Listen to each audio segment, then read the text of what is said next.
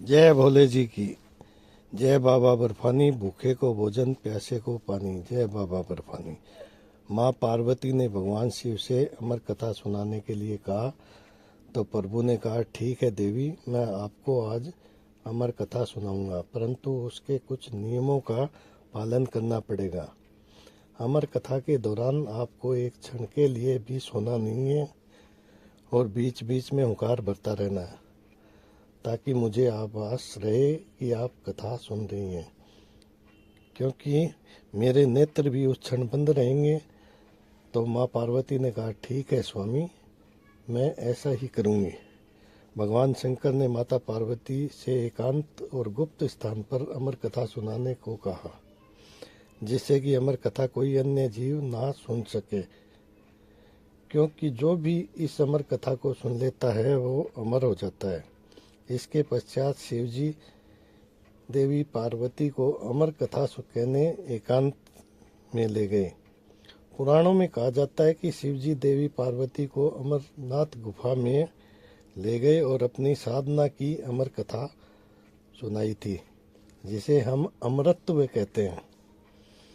प्रचलित कथा के अनुसार भगवान भोलेनाथ ने अपनी सवारी नंदी को पहलगाम में छोड़ दिया, जटाओं से चंद्रमा को चंदनवाड़ी में अलग कर दिया, पीसू नामक कीड़े को पीसू घाटी में त्याग कर दिया तथा कंठाभूषण सर्पों को शेष नाग में छोड़ दिया।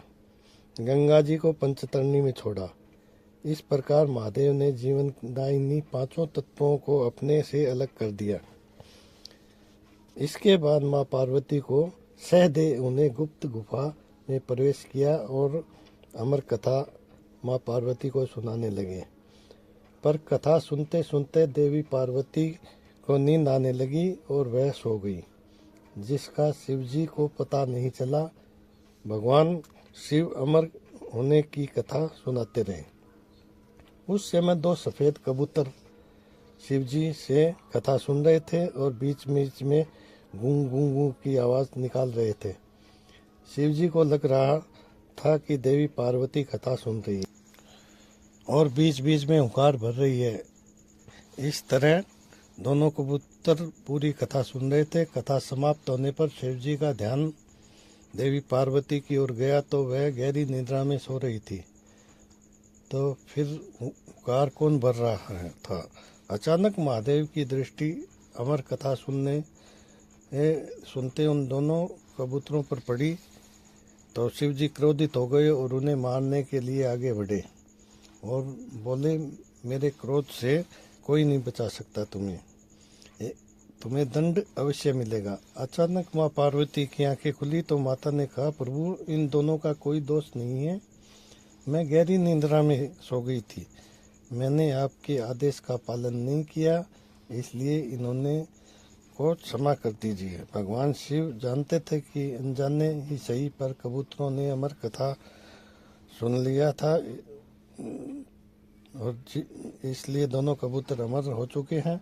इस पर महादेव ने कबूतरों को जीवित छोड़ दिया। भगवान शिव के आशीर्वाद से कबूतरों का जोड़ा अमर अजर हो गया। कहते हैं कि आज भी इन दोनों कबूतरों का दर्शन भक्तों को अमरनाथ गुफा में होता है।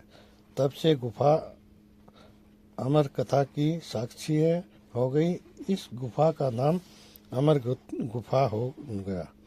इसलिए अमरनाथ गुफा के दर्शन पाने से और इन दोनों कबूतरों के दर्शन करने से भक्त को शांति प्राप्त होती है।